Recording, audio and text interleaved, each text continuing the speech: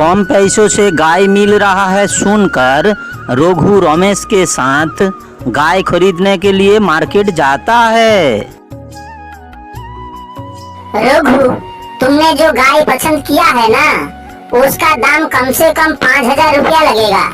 लेकिन भैया, मैं तो मार्केट में बहुत सस्ते में गाय मिल रहा है सुना था, इसीलिए तो मैंने सिर्फ 3,000 रुपया ही लेकर आया हूँ। देख रघु, ये गाय बहुत सस्ता ही है, क्योंकि इसका बाजार दर कम से कम 10,000 रुपया होना चाहिए, पर मेरा पास तो इतना रुपया अभी है नहीं। अब मैं क्या करूँ?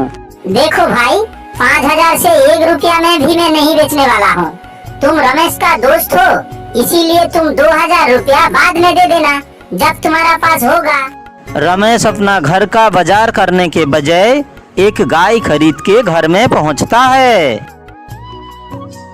अरे ये क्या किया तुमने बाजार गया था घर का बाजार करने के लिए, आप एक गाय को लेके आ गए हो। देखो भाग्यवान, और कुछ दिन सब्र करो, मैं तो गाय लेकर आया हूँ। इसका दूध बेच के हम लोग अपना घर का खर्चा उठाएंगे। रमेश का बीवी गुस्सा करके घर में घुसता है तो रमेश का बेटी आके हाजिर होता है। अरे पापा, मैंने आपको ढेर सारा चॉकलेट और खिलौना लाने के लिए बोला था, लेकिन आपने तो एक गाय लेकर आ गया।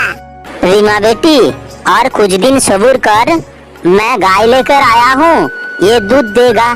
इसका दूध बेचकर मैं तुझे ढेर सारा चॉकलेट और खिलौना ला कर दूंगा।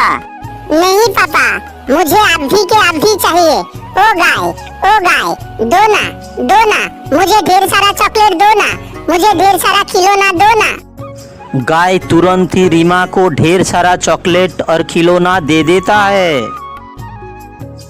ये देखकर रमेश हैरान हो जाता है।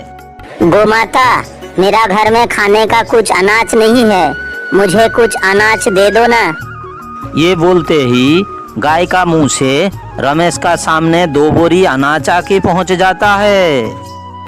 रघु बहुत खुश होता है और अपना बीवी को बुलाता है। तुम समझ रही हो ना रीमा की मम्मी, हम लोग का गाय के गले में जो घंटी है उसमें जादुई क्षमता है।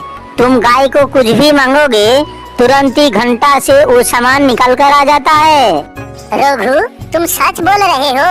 मैं भी कुछ मांग के देखूं क्या? मांग के देखो, जो मांगोगी तुरंत आ जाएगा। हे गोमाता, मुझे मुदी दुकान का सारी सामान चाहिए। ये बोलते ही सारी मुदी का सामान आके हाजिर हो जाता है। ये खबर सारी गांव में फैल जाता है। गांव में फैलते ही रघु को गाय बेचने वाला आदमी रमेश को लेके रघु का घर में पहुंचता है और अपना गाय मांगता है।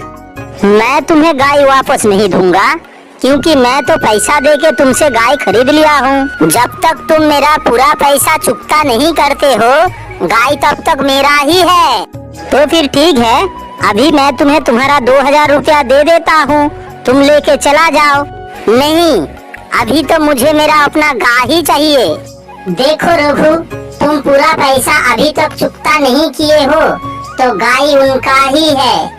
अभी तुम उसे कुछ मांडवाली कर लो। अच्छा भाई, गाय का बदले में और कितना पैसा तुम्हें चाहिए वो मैं तुम्हें दे देता हूँ, तुम लेके चला जाओ। तो फिर ठीक है, गाय का गले में जो फूल वाला घंटा है वो हमें दे दो, और 2,000 रुपया देने का भी दरकार नहीं है। गाय का गले से फूल वाला घंटी चले जाने के बाद रमेश दुखी होके अपना लड़की को बताता है। देख बेटी, फूल वाला घंटा इसका जादुई क्षमता था, वो जाने के बाद अब गाय तुझे कुछ नहीं दे सकता। रमेश का बेटी दिल का साफ था, उसको लग रहा था घंटा तो गाय का गले में बजने के लिए आदमी लगाता है, उसमें कुछ नहीं है। अगर जादुई क्षमता है तो गाय में है। इसीलिए वो गाय को फिर से अपना चॉकलेट बिस्कुट मांगने लगता है। गोमाता, मुझे अपना चॉकलेट बिस्कुट और खिलौना चाहिए। बस इतना बोलते ही गोमाता का मुंह से भर भर के चॉकलेट और खिलौना आके उसका सामने पड़ जाता है।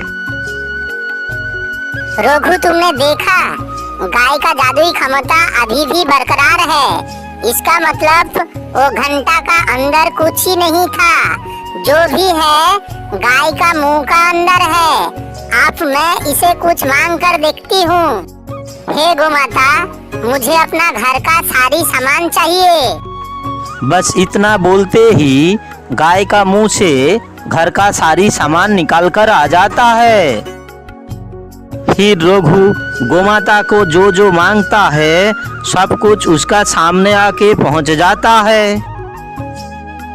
जादुई गाय को मेरा पास छोड़कर फोकट में गाय का मालिक 2000 रुपया में 50 रुपया का घंटा लेके चला गया। इधर रघु का फैमिली अपना गाय के साथ बहुत अच्छे से जिंदगी बिताने लगा।